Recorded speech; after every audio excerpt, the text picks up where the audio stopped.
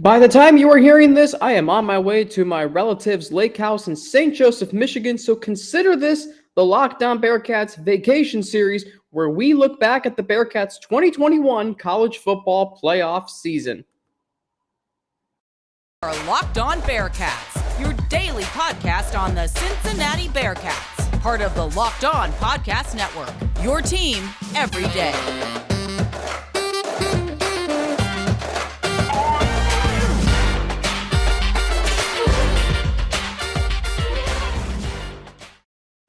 Thank you so much for making Locked On Bearcats your first listen every day. It is Thursday, July 14th, where today's episode, well, we don't have a title sponsor for today, but that's okay.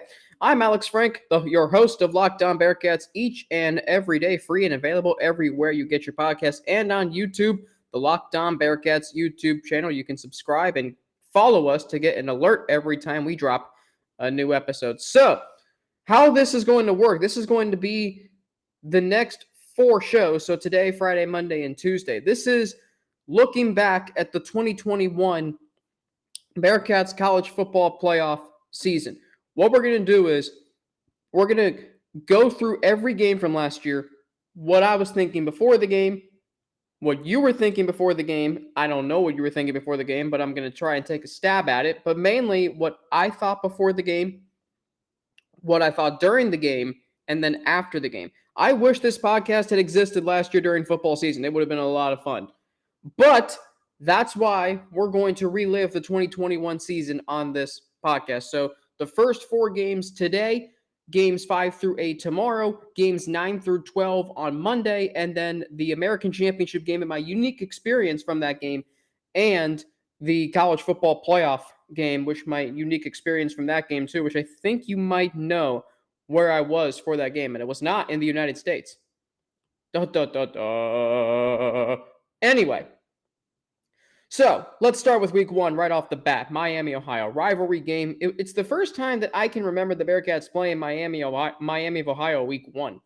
Rivalry game. I thought the Bearcats were far and away the more superior team. I didn't think the game was going to be all that close, but there is always that little feeling of nervousness, anxiety of playing your rival week 1. Playing your rival in general, but especially when you have the preseason expectations of the University of Cincinnati. They were number 8 in the country. I mean, I remember when I heard the Bearcats were number 8. That was huge. If the Bearcats were going to have any shot at making the college football playoff, they were going to have to be ranked pretty high in the preseason AP Top 25, which they were. That set the tone of, okay, there is a legitimate chance that this could happen. But when you're playing your rivals, you always have that feeling of, oh boy, we better win. Because Miami, Ohio is a team that Cincinnati should beat every single year, as they have since 2005, I think? I think it's 2006. Yeah, 2006. Is it? Yeah, 2006. So, that's what I thought about before the game. Second play of the game. And again, you're always nervous because if you lose to your rival like Miami with those preseason expectations, not only do you lose the streak of number of games you've won against the Red Hawks, but you lose any chance of going to the college football playoff and probably any chance of going to a New Year's Six Bowl. Let that sink in. So my place for that game this was still when I worked with Jeff Carr, Locked On Reds, and MLB channel manager of Locked On Podcast Network. This is when Jeff and I both worked at iHeartMedia Cincinnati. So I was running the 700 WLW broadcast side of the game at iHeartMedia Cincinnati. So I didn't really watch the game. I had it on in the background, but I was mainly listening to the radio because I was working a radio broadcast, producing. Second play of the game. Desmond Ridder, an absolute bomb. 81 yards, Tyler Scott. If there was any feeling of nervousness before the game, second play of the game, it was gone. I mean, I said to myself, if this is how this is going to be, we are going to be really freaking good. The Cincinnati Bearcats. And not only that, because we knew the hype was exceeded. I came out wrong the first time.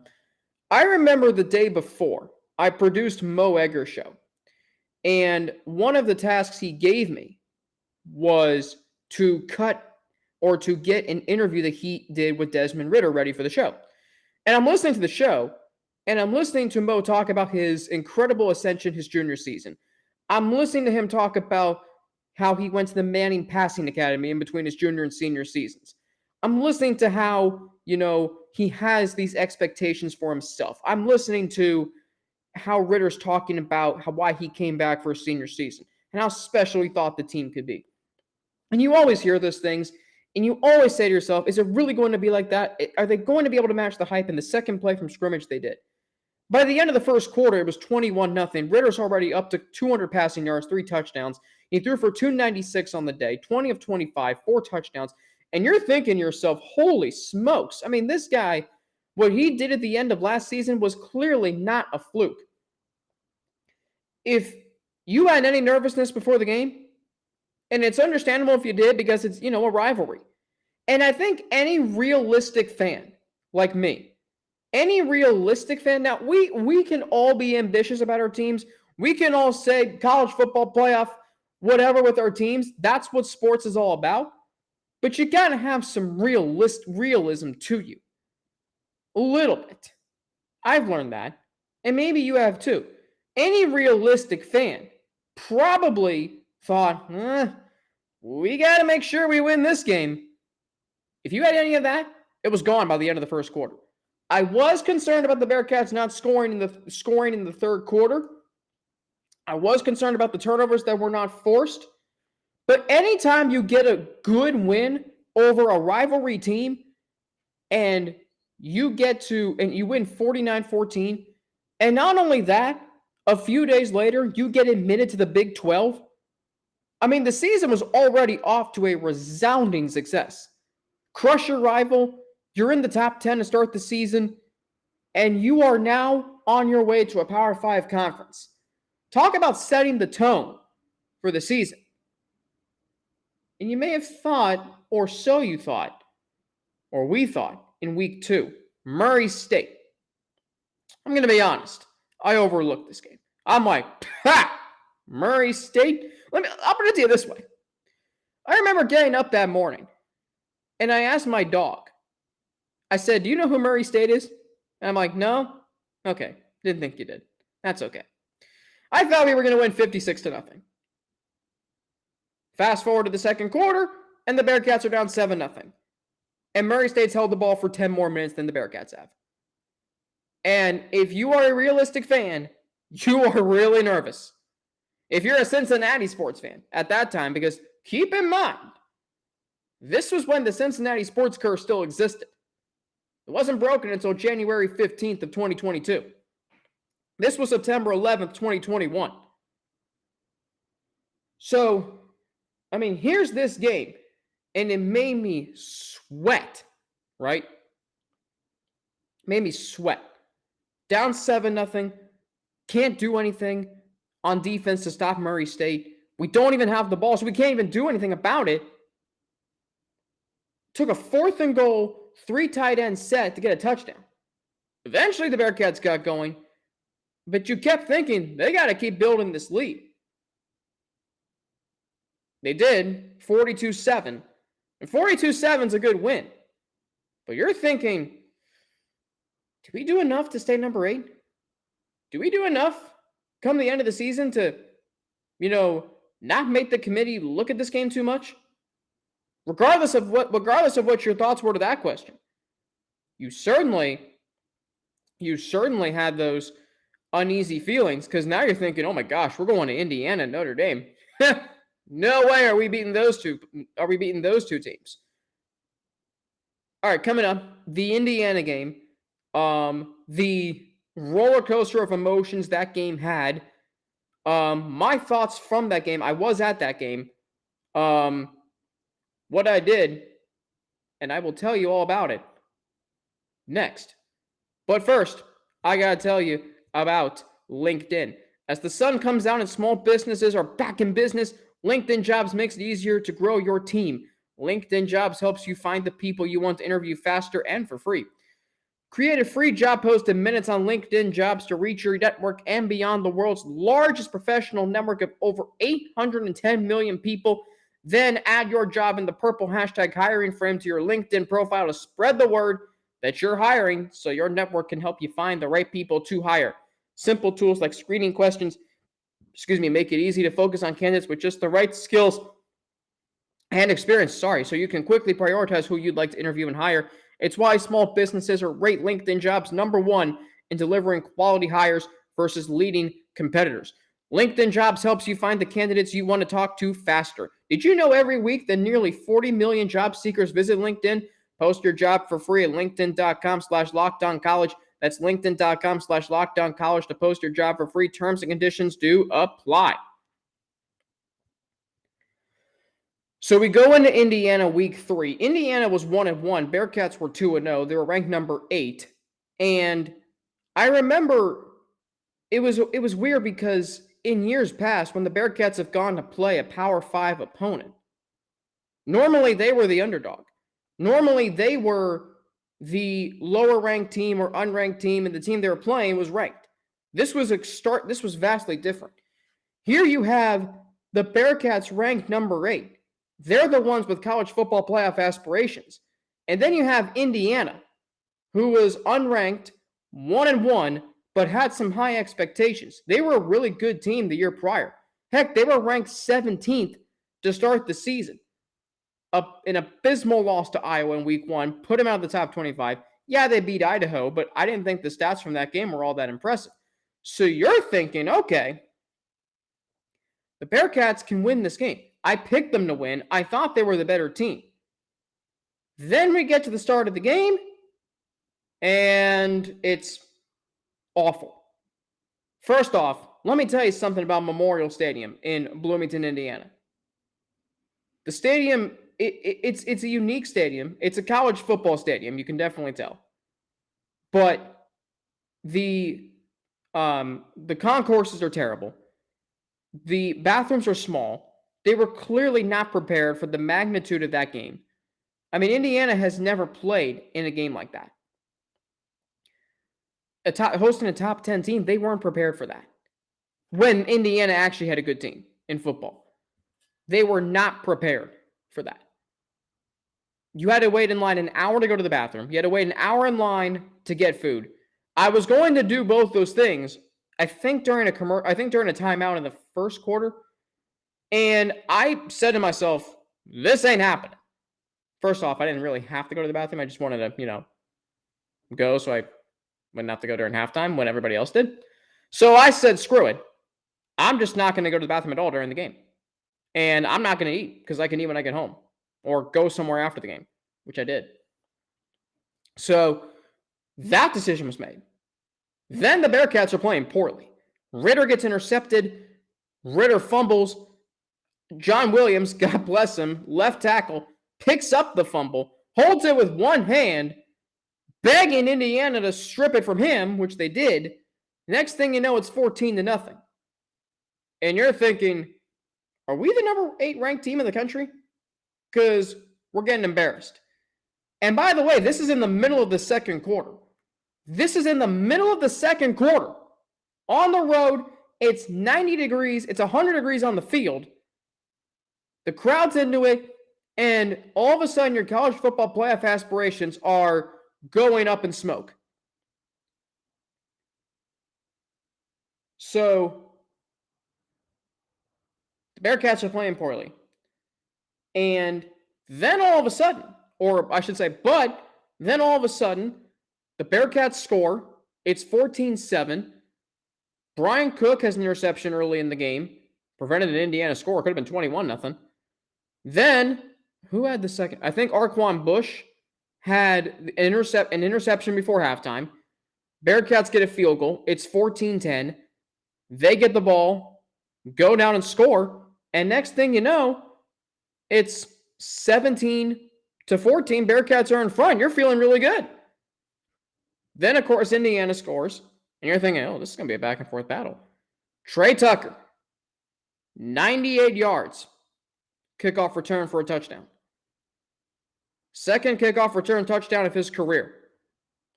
Completely flipped the momentum. Because even though it was still back and forth, Indiana got a field goal on their ensuing possession to go ahead.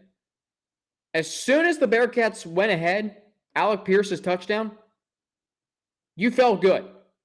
Even as Indiana's driving down the field, you're thinking, hold them to 3, you're still in front by 7. And then the Bearcats get the turnover they needed. They get the strip, fumble by Darian Beavers. And even though they didn't score on the next possession,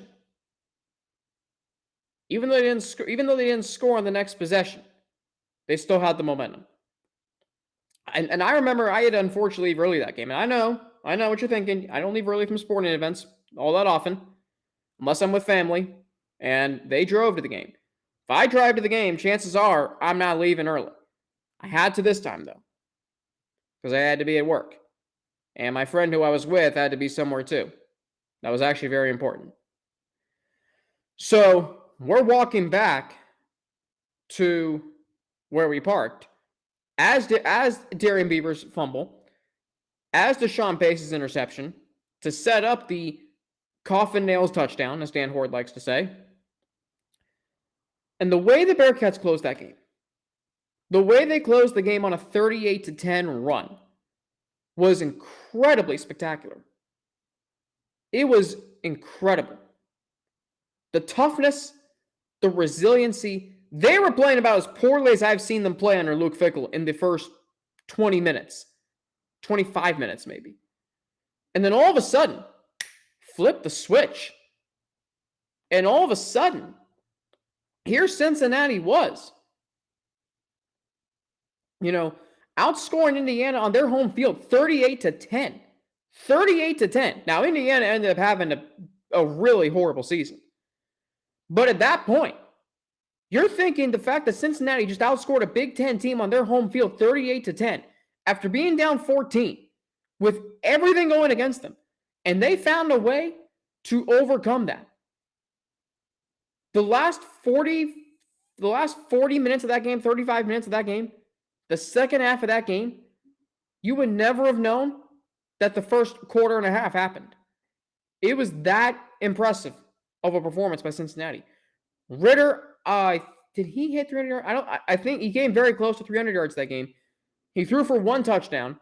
Jerome Ford had a solid game running the football. Alec Pierce with the only receiving touchdown of the game. And I just think about how the Bearcats passed that first test. Because think about it this way.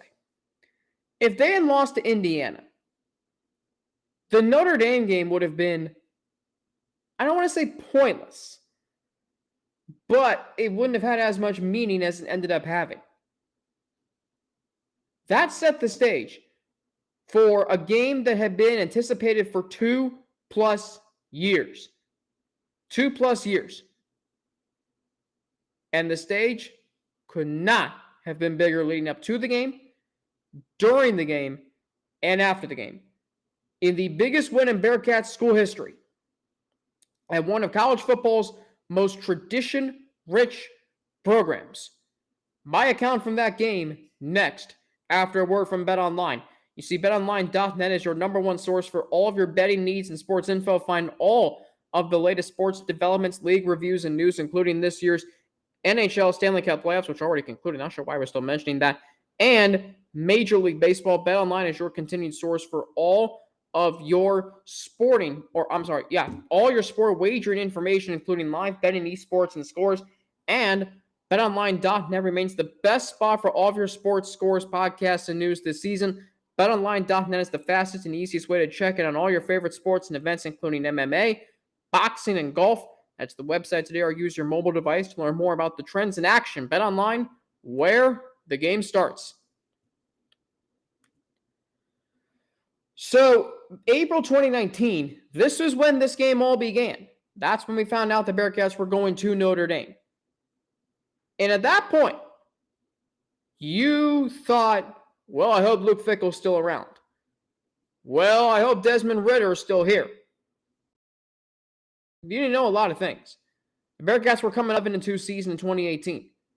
We didn't know how good the program was going to be, just how good. We thought, it'll be great if the Bearcats can win.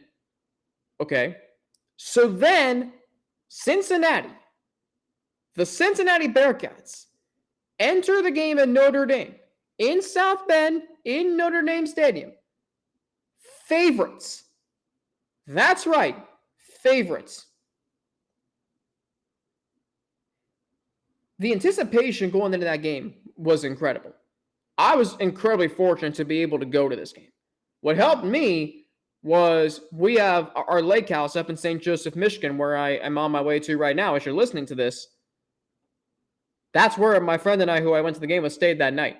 I'll get into that after the game. So we get to South Bend. I didn't really know how many Bearcats fans were going to be at the game. I thought a good amount were going to be there, but I'm walking around campus before the game, and I'm seeing all this red. I'm seeing all this black. And I'm seeing tailgates. I went to a tailgate before the game. Good friends of mine and good family friends of mine. I'm like, dang, all these fans made the trip. I'm like, this is a game that comes around maybe once every 100 years. Turns out it was the first game between the two teams since 1900. And I said to myself, enjoy this. I was very fortunate to be able to be a part of Bearcast Media, where I was the former sports director of, to be a part of their broadcast on the pregame and halftime shows. If I was a student at Cincinnati last year, I would have been, that would have been a bucket list game to do play-by-play for. But to still be a part of the broadcast, to run back and forth from my seat, which was in the touchdown Jesus end zone, was it? It wasn't there? Yeah. It was the touchdown. I was in the touchdown. Was I in the touchdown Jesus end zone. I mean, let me tell you, it was unbelievable. The weather could not have been better. I think it was like 70 degrees, sunny skies. Perfect day for football. And even though I'm a Bearcats fan, I'm going to confess something. I grew up a Notre Dame fan. To go to a college football game at Notre Dame Stadium is something every college football fan needs to do. The history, the stadium itself, which, by the way, looks really good, even though it's one of the oldest stadiums in the country. The renovations are spectacular. The atmosphere is electric. The fans are into it. It is an unbelievable experience. To see what it's like at kickoff, it's incredible. And I'm sitting in the touchdown Jesus end zone, and I'm looking at all the Bearcats fans on the opposite end zone. And I'm saying to myself, there are so many here. Don't you think Notre Dame fans would have been at this game? Don't you think it would have been hard for Bearcats fans to get tickets to that game? I legitimately thought that. So then the game starts. Notre Dame is marching down the field on their first possession. And you're thinking, this is going to be just like 2019 Ohio State all over again. Oh, boy, here we go. So much for the anticipation. Sauce Gardner's interception on the first possession of the game. That set the tone. That okay, we're here to play. We're going to weather this storm, and we're here to play.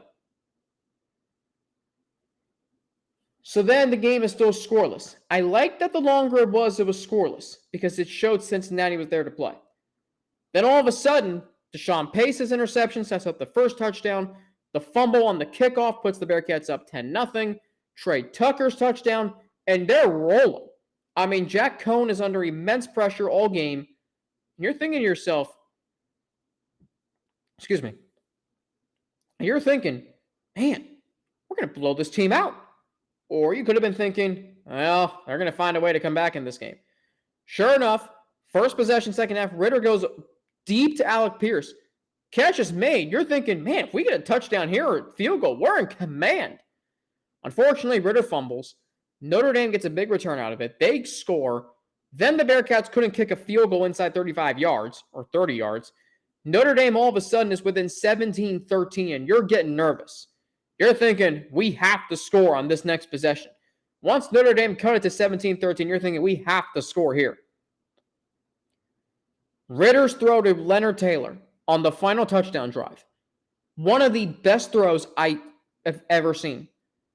Probably the best throw of his career, outside of the touchdown to Tyler Scott in the first game of the season. His throw to Leonard Taylor, up the seam, 30 yards downfield.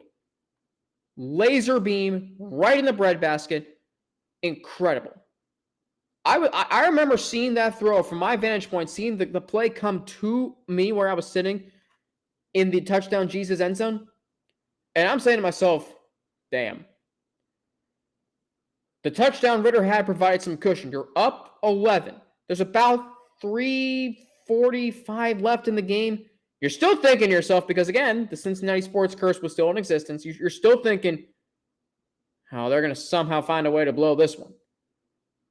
I thought that, but at the same time, I'm like, we're up 11. We're feeling pretty good. When the Bearcats won, when they stopped Notre Dame on that 4th and 16, whatever it was, when the Bearcats won the game, the clock ran down, and you're seeing the fans celebrate. You're seeing Ritter wave the flag in the opposite end zone where I was sitting, and you're seeing, the players celebrate, and then "Let's Go Bearcats" chants taking over Notre Dame Stadium. And I remember celebrating with my friend Tyler after the game, who I went up to my relative's lake house with after the game. I remember celebrating with Sean McMahon, who took over for me as sports director of Bearcast Media. His staff, Caleb Taylor, what's his last name? Yeah, Caleb Taylor, Justin Cashman. It was an incredible experience. Going up to, Lake Michigan, having a beer at this, one of my favorite places there, Silver Beach Pizza, and, eating a good meal after the game, walking along the beach after the game with the lake, celebrating with one of my favorite dessert places up in St. Joseph, Michigan, Kilwin's Ice Cream. Highly recommend if you go up there. Oh my gosh. And Silver Beach Pizza, highly recommend too. I mean, it was just an unbelievable night. It was an unbelievable day. And the best part about it was, I kept hearing all off season, the Bearcats could go to the college football playoff, man. We could go. And I'm like, dude, don't get your hopes up. Yeah, they're good. Maybe 11-1, maybe 10-2, because I didn't know about the Indiana two-step, beating Indiana and then beating Notre Dame, how that was going to go. But once they beat Indiana and Notre Dame, and once they got to 4-0, with it seemingly being all downhill in conference play after that, you're thinking to yourself, you know what? Maybe we do have a chance. Maybe we actually do have a chance of going to the college football playoff.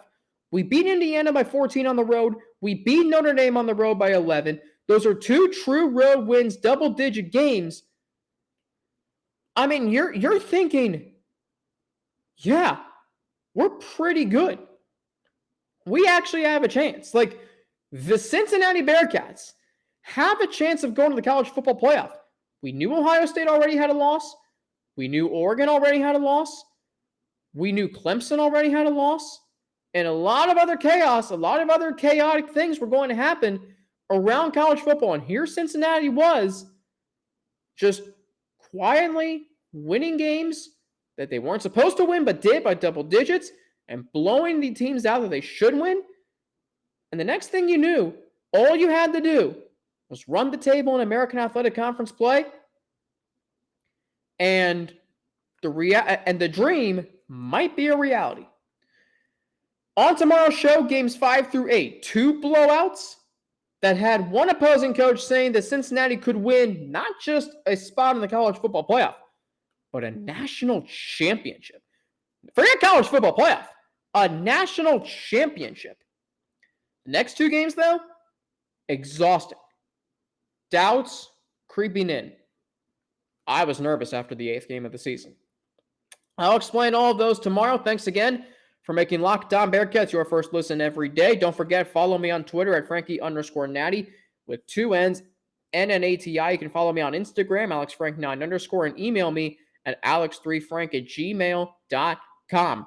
Thanks for making Locked On Bearcats your first listen every day. Now get more on the Big 12 by making Locked On Big 12 your second listen. Everyday host Josh Neighbors and the local experts of Locked On take you across the Big 12 in 30 minutes. Make your second listen Locked On Big 12. Don't forget, you can subscribe to the Locked On Bearcats YouTube channel, and you can follow us to get an alert every time we drop a new episode.